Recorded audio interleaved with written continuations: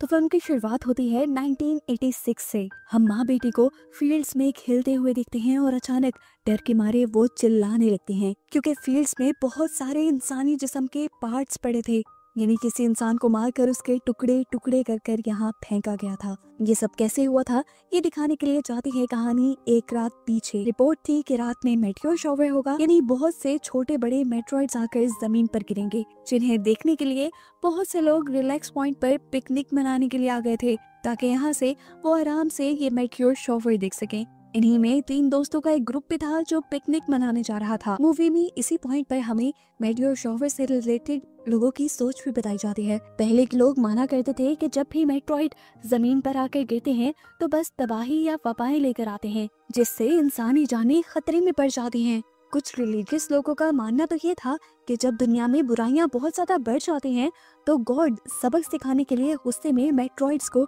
जमीन पर फेंकते हैं, इंसानों की सजा के तौर पर। खैर मूवी दोबारा कंटिन्यू होती है और हम कैस्टर के ग्रुप को देखते हैं जो जब जंगल से गुजर रहे थे तो इन्हें रास्ते में एक बूढ़े आदमी ने रोक लिया, जो कोई और नहीं बल्कि बूढ़ा पोपॉय ही था। वो इन्हें यहाँ से वापस जाने की सलाह देता है और मेट्रॉइड्स के खतरे का भी बताता है, पर ये लोग जब उसकी बात नहीं सुनते तो वो यहाँ से चला जाता है और ये लोग अपना सफर कंटिन्यू कर देते हैं। पिकनिक साइट पर जब ये लोग पहुँचते हैं तो देखते हैं कि इनके 2 दोस्त पहले से ही यहाँ पहुँच चुके थे और उन्होंने यहाँ पर सारी पिकनिक की तैयारी भी कर ली थी। कैस्टर की बहन ओलिव यहाँ सब कुछ चेक करने के लिए जाती है और थोड़ी ही दूरी पर देखती है कि 2 लड़के बेरहमी से एक बूढ़े आदमी को मार रहे थे। वो जब उन्हें रोकने लगी तो उन्होंने गंदी नजर ओलिव पे ही रख ली, लेकिन जब देखा कि ओलिव के पीछे उसके भाई और दोस्त भी हैं, तो वो दोनों लड़के वहाँ से डरकर भाग गए। ये लोग इस बूढ़े आदमी की मदद करने के लिए यहाँ आए। इस बूढ़े आदमी के हाथ एक कॉमिक बुक थी जिस पर वो बहुत बिलीव करता था और वो इन सब से कहता है तो मानो या ना मानो ये मेट्रॉइड्स, ये कॉमिक यहाँ के इंसानों को म्यूटेंट्स बना देंगे, एक अलग ही क्रिएचर में बदल देंगे। वो भी इनसे यही कहता है कि बहुत बुरा होने वाला है यहाँ पर, कुछ जितना जल्दी हो सके यहाँ से निकल जाओ इससे पहले कि कुछ बहुत बुरा हो जाए। ये मेटियोर्स ईवल हैं, शैतानी है, लेकिन ये बच्चे उसकी बात अभी भी नहीं मानते और उसकी मदद करने के लिए उसे कुछ पैसे पकड़ाकर यहाँ से चले जाते हैं। थोड़ी देर में उनके 2 दोस्त और भी आ गए जो उन सबके लिए ड्रग्स लेकर आए थे और ये लोग ड्रग्स लेकर अब नशे में धुत हो गए। शाम भी हो गई थी और हमें यहाँ पर दी पोपॉय को दिखाया गया जो अपने लिए फिशिंग कर रहा था और तभी मेटियोर शॉवर भी शुरू हो गया। पोपॉय ये सब देखकर बहुत ज्यादा खुश हो रहा था और इसी दौरान एक छोटा सा मेट्रॉइड आकर उसकी सिगार के अंदर गिर गया। पोपॉय को उस बारे में पता ही नहीं चला और उसने सिगार इनहेल कर ली, जिसके बाद उसकी हालत बिगड़ने लगी। उसकी हालत मरने के करीब हो गई थी। वो तड़पने लगा था, लेकिन तड़प तड़प कर वो मरा नहीं बल्कि उसकी बॉडी म्यूटेट होने लगी। उसकी बॉडी के बहुत सारे पार्ट्स बड़े हो गए और वो एक म्यूटेंट इंसान बन गया। म्यूटेंट इंसान बनते ही उसकी सारी तकलीफें भी खत्म हो गई। वो अब फिशिंग छोड़कर पानी से बाहर निकल आया और उसके सामने आ गए वही दोनों लड़के जो पहले भी एक बूढ़े आदमी को बुली करते हुए दिखाए गए थे। वो इसे भी बुली करने का सोचते हैं और एक लड़का आकर पोपॉय को पंच कर देता है। दोनों ही लड़के इस टाइम नशे में धुत थे। पोपॉय को उसकी इस हरकत से इतना गुस्सा आया कि पोपॉय ने उसके मुंह पे एक जोरदार पंच मार दिया और पंच मारते ही उस लड़के का चेहरा टुकड़ों टुकड़ों में बट गया और यहीं पर उसकी मौत हो गई। इसी लड़ाई के दौरान पोपॉय का पाइप भी टूट गया था, इसीलिए वो इसी लड़के की हाथ की हड्डी तोड़कर उसे अपने सिगार पाइप के तौर पे यूज करने लगता है। जो लड़का मरा था उसका दूसरा साथी भागते हुए जाकर ओलिव के पूरे ग्रुप को वार्न करता है कि यहाँ पर एक भयानक आदमी उन्हें मारने आ रहा है, लेकिन ये लोग उसकी बात पे बिल्कुल ध्यान नहीं देते और उसकी वार्निंग को टाल देते हैं। हालांकि उन्होंने ये भी नोटिस नहीं किया कि वो लड़का पूरी तरह खून में लथपथ था। अब इन्हीं के ग्रुप का एक लड़का चला जाता है वॉशरूम में। इसी दौरान वॉशरूम की जरूरत पोपॉय को भी पड़ जाती है। वो दरवाजा खोलकर अंदर आ जाता है और वो लड़का उसे ऐसे देख रहा होता है जैसे पूछना चाह रहा हो कि क्या प्रॉब्लम है। पोपॉय उसे ऐसे देखने पर उसका सर पकड़ लेता है और इतनी जोर जोर से घुमाता है कि उसका सर टूटकर पोपॉय के हाथ में आ जाता है। सर धड़ से अलग हो जाता है, जिसके बाद पोपॉय ने बेदर्दी से उसका सर साइड पे फेंक दिया जैसे वो एक रैपर हो और फिर उसी की बॉडी के ऊपर बैठ गया। आखिरी मर्तबा उस लड़के के सर को दिखाया गया जिसकी आंखें बहुत ही डरावने अंदाज में हिल रही थी और आखिर फिर वो पूरी तरह मर गया। दोबारा अब हम इनके ग्रुप को देखते हैं जिसमें से एक कपल टेंट में चला जाता है और बाकी चारों लोग आसमान के नीचे लेटकर मेटियोर शॉवर के सीन्स एंजॉय करने लगते हैं। बातों ही बातों में इन्हें अंदाजा होता है इनका जो साथी वॉशरूम में गया था वो अभी तक आया नहीं। ये डर जाते हैं और उसे ढूंढने का डिसाइड करते हैं और इतनी ही देर में इनके टेंट्स के करीब आ जाता है पोपॉय। टेंट के अंदर वो कपल था। पोपॉय ने जाते ही लड़के के सर के अंदर उसके हाथ में मौजूद हड्डी स्टैब करते हुए उसे मार डाला, जिसके बाद उसने लड़की को मारने के लिए भी उसका सर घुमाते हुए उसका सर धड़ से अलग कर दिया। यहाँ पर इन चारों को अभी तक अपना बिछड़ा हुआ साथी नहीं मिला था। ये लोग दो में बंटकर उसे ढूंढने का फैसला करते हैं। कैस्टर और उसकी गर्लफ्रेंड दूसरी तरफ चले जाते हैं जबकि ऑलिव और उसके साथी दूसरी तरफ।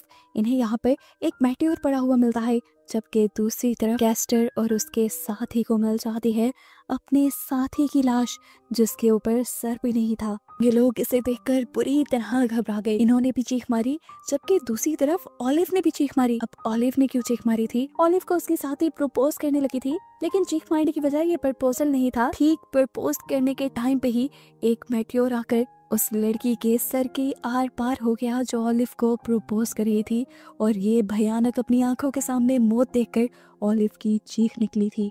डरकर उसने दोबारा कैंप की तरफ जाने का डिसाइड किया और वहाँ कैस्टर और उसकी साथी भी कैंप की तरफ ही जा रहे थे और रास्ते में ही इन तीनों का टकराव हो गया। तीनों ने ही चीख मारी और डरकर यहाँ पर दोनों ही डरावनी न्यूज एक दूसरे को शेयर कर दी। इनका डर और भी बढ़ने लगा था। अब तो इन्हें पछतावा हो रहा था कि इन्होंने यहाँ के लोगों की बातें क्यों नहीं मानी। बार बार लोग इन्हें यहाँ से जाने को कह रहे थे। खैर ये लोग फैसला कर लेते हैं कि ये लोग जल्द ही वापस निकल जाएंगे। लेकिन कैसे निकलते? कैंप के पास जाकर देखा कि पोपॉय बड़े आराम से वहाँ पे बैठा एंजॉय कर रहा था और ये तीनों हैरान परेशान रह गए कि वो बूढ़ा आदमी जिसे इन्होंने दोपहर में देखा था वो अब इतना ताकतवर कैसे हो गया था। ऐसा क्या जादू हुआ था उस पर? अब ये लोग परेशान थे कि ये लोग भागे कैसे, क्योंकि इनकी कार की चाबी भी टैंक में थी जिसके आगे पोपॉय बैठा था। ऑलिव ने डिसाइड किया कि वो अपनी जान को खतरे में डालकर टेंट तक जाएगी। रेंगते हुए छुपते छुपाते वो टेंट के अंदर चली जाती है जहाँ वो बाकी दोनों की लाश देखकर तो डर गई लेकिन फिलहाल उसने शोर नहीं मचाया क्योंकि उसे अपना मिशन पूरा करना था। चाबी लेकर यहाँ से बाहर निकलना था। अभी तक उसे लग रहा था कि पोपॉय उसे नहीं देख पाया लेकिन ये उसकी भूल थी क्योंकि पोपॉय ने ही एकदम से उसकी टांगे पकड़कर उसे टेंट से बाहर निकाल दिया। इससे पहले कि पोपॉय ऑलिव को खत्म कर देता अपनी बहन को बचाने के लिए पीछे से कैस्टर पोपॉय का ध्यान भटकाता है और उसे अपनी तरफ लगा लेता है। ऐसे ऑलिव की जान बच जाती है और वो जल्दी से गाड़ी की चाबी लेकर अपनी दूसरी साथी तक पहुंचती है और ये दोनों जब तक अपनी कार के पास पहुंचते हैं तो दुख से इनका बुरा हाल हो जाता है क्योंकि एक मेट्रॉइड ने इनकी पूरी कार तबाह कर दी थी।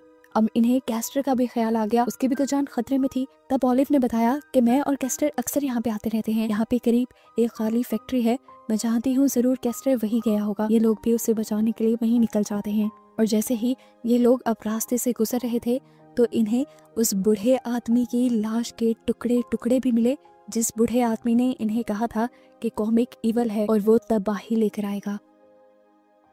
इससे पहले कि ये लोग कैस्टर को ढूंढने कहीं और जाते पोपॉय कैस्टर को लेकर इनके सामने आ गया। कैस्टर को बचाने के लिए उसकी गर्लफ्रेंड फौरन उसके करीब गई लेकिन पोपॉय ने एक हाथ मारते हुए उसके मुंह को ही तोड़ दिया और वो वहीं पर मर गई। जिसके बाद उसने कैस्टर को यहाँ पर मौजूद एक केमिकल के टैंक में डाल दिया और उसे पूरी तरह गला दिया कि उसकी लाश की हड्डियां तक ना मिले। अब बच गई थी ऑलिव जो अपनी जान बचाने के लिए उस फैक्ट्री तक भाग जाती है और वहाँ उसे एक आदमी मिलता है जिसके हाथ में एक शॉटगन थी। वो उसे सारी बात बताती है कि किस तरह एक आदमी उनके पीछे पड़ा है और ग्रुप के सारे मेंबर्स को मार चुका है। ऑलिव की बातें सुनकर वो बूढ़ा आदमी उसे बुरा भला कहने लगा। उसकी बातों से ऑलिव और डर गई लेकिन इस सब में काम की बात उसने ये बताई कि उसने ऐसी सिचुएशन से और ऐसी चीजों से लड़ने के लिए कुछ बनाया हुआ था।